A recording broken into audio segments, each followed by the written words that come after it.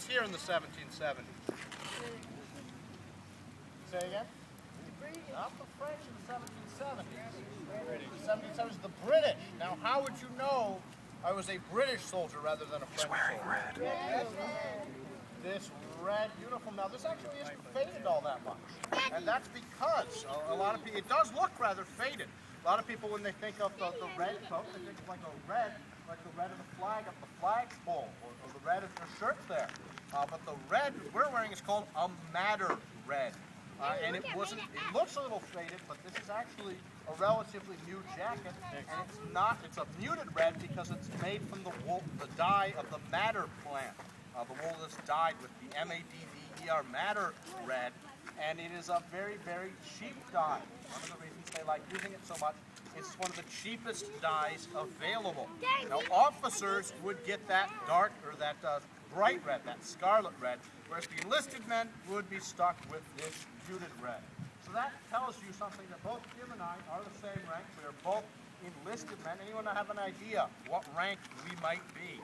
Certainly narrows it down that we are enlisted, you know? Second? Pardon?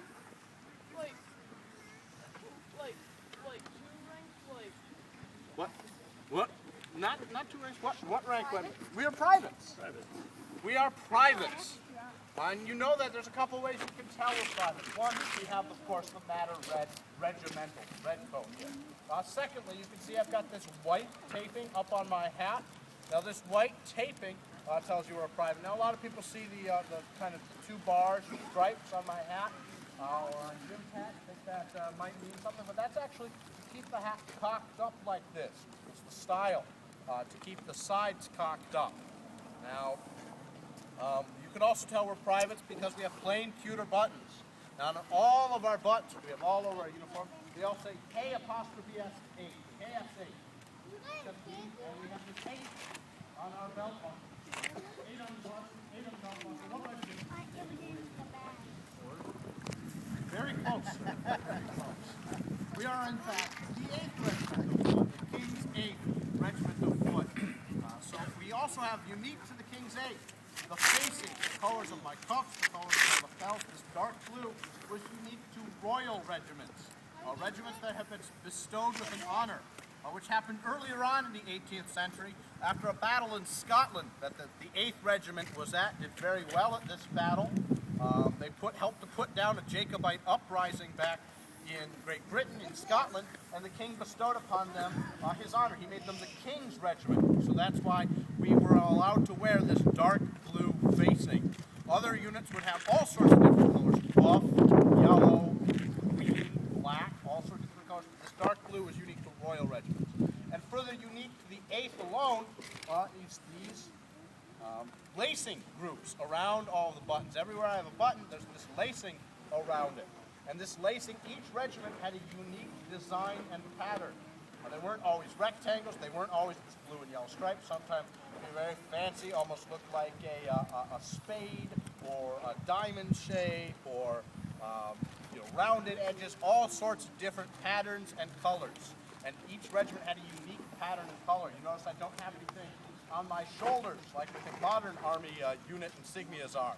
Instead, we have them around our buttons like that. And you can see I have them on my pocket, I have them on my back. Anywhere I turn, you would be able to look and see that.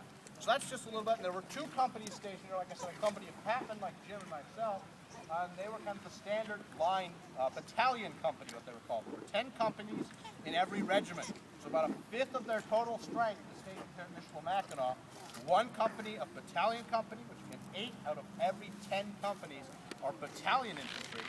And then there is 1 company of grenadiers who were stationed here. And the grenadiers were kind of like the front line troops today. Use them to smash a hole in the enemy lines. They have to be at least 6 feet tall to join the grenadiers. So they were very physically imposing. Instead of wearing hats like this, they wear the tall bearskin hats. Because if they were grenadiers, what kind of weapon do you think they may have originally used? Spider-Man. Grenades. Grenadiers use grenades. What problem am I going to run into if I go to use grenades with my hat? I'm going to run into my hat. So they wear tall bearskin hats. Not only does it make them look taller, it looks scarier, it also allows them to hurl their grenade a little bit easier. So that's a little bit, but it didn't matter if you were a grenadier or one of the hatmen, one of Italian infantry, both of them would have been equipped with this right here, the short flat pattern service musket. Now I'm going to let Jim fill you in a little bit more on this. Jim, got you here. Now, first off, we have an anniversary this year. This is a very good year for the Redcoats.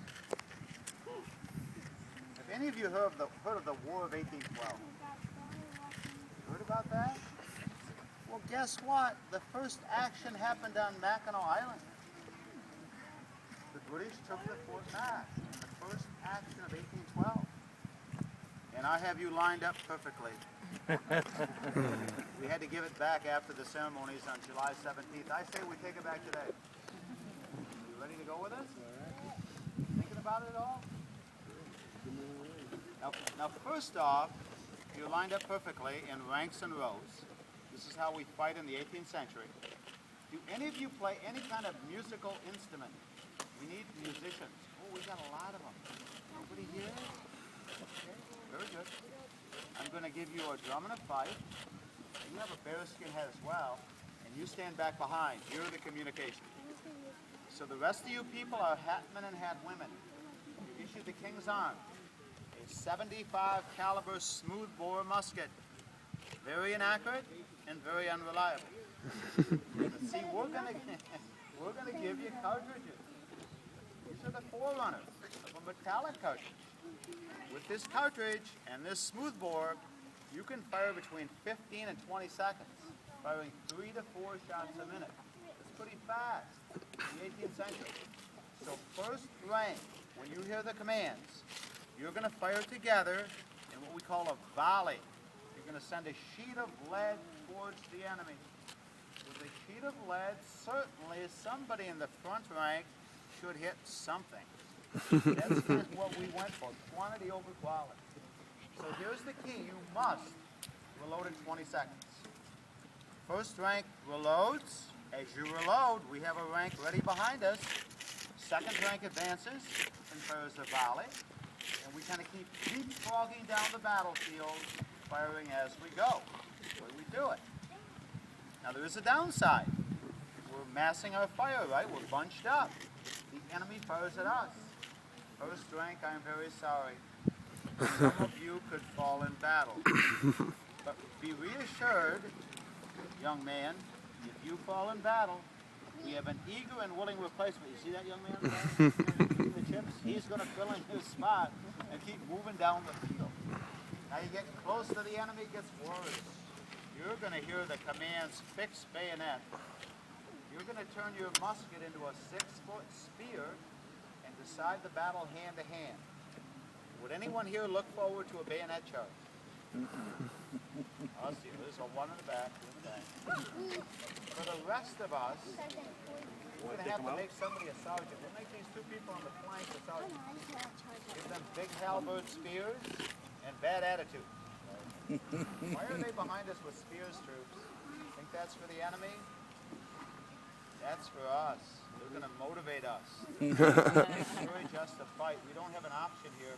And boy, take a look at the shape of the bayonet. Can you see it's not a two-sided blade? This thing is triangular. Even today, you know, modern medicine has a difficult time closing a three-sided puncture wound. And worse, it's offset, meaning you can fix it and you can fire with it right on the muzzle. And look at this fouling from the burning of the gunpowder, this black, greasy sulfur dioxide. This stuff will coat the bayonet. Antibiotics are a long ways away, so even a minor stab in the arm, infection, blood poisoning, and a fatality. You know, the sad part is, this works every time. 100% reliable. Never misfires. Take a look at this flintlock. Simple in theory, only 80% reliable on a nice day, and much less on a rainy day. But in that hammer, can you see that piece of stone? What's that called? Flint. Watch when the flint hits the steel. This is not loaded. You can trust the red coat, right? Flint on steel. See if you see a spark, not loaded. You saw one, that's good. We're going to put some black powder in this flash pan. You'll see a flash in the pan. Lock, stock and barrel. Don't go off half-cocked. You kids will learn about these old expressions we hear today. With the flash in the pan, fire jumps through a little touch hole and sets off the main charge that we dump down the end of the barrel. Here's your quiz. This is a what kind of loader? I'm gonna make you the captain. And you are moving in that house by the flagpole. You been in there yet? Anybody been in that captain's house? I have. How many fireplaces? I don't remember. 4. I was in that home. 4 in that one house. Each fireplace the captain has, each one, would burn the entire palisade. You cut it and split it and stack it for one fireplace for one season. You think the captain will be cutting the wood? That's what we're going to be doing here. I hope you all like fatigue duty, a fancy military word for chores. So we are finally ready. I am going to take my napping hammer and nap the flint a bit. You might want to do this before the shooting starts. Take this little tool you carry in your cartridge box. By chipping or napping, I can sharpen the edge and maybe flake it off and avoid a misfire. Now when we step back, we're going to fire 2 volleys. The first volley is by the numbers. 11 steps to go through to fire that musket. But the second volley must be fired in 20 seconds or less, as required in battle. Depending on how we do, there'll be one of 2 activities following this firing. Andrew could be giving a walking tour, taking around the fort, little history of the site. With a firing of over 20 seconds, it will be replaced by a flogging demonstration. I've been waiting for weeks for that flogging demonstration. We've avoided it so far, but who knows today, Andrew? So when you hear the commands present, that's when you might want to cover your ears. On the commands present. Fire 2 times.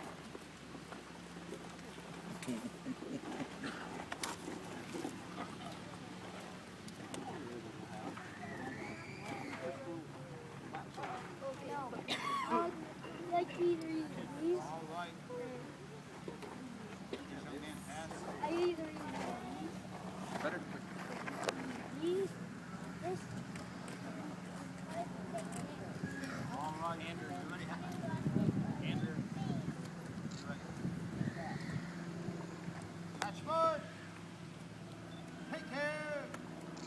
By the numbers, prepare, prime, and load.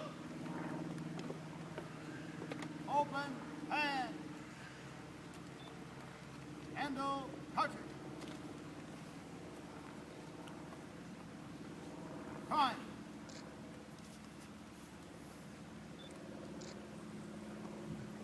Cut. Hand. Next it out.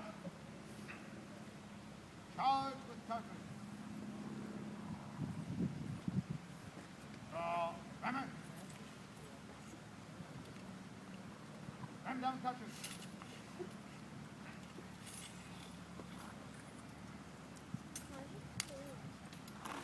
Turn. Rammer. Roll your collar. Make ready. Present. Fire. On the load. Black powder, a lot of smoke. Yeah, they're going to look good because they got another boat. Hey, they're going to look good because they got another boat. Sometimes it kind of smells good to me. Push your collar. When he says present, cover your ears. Lock your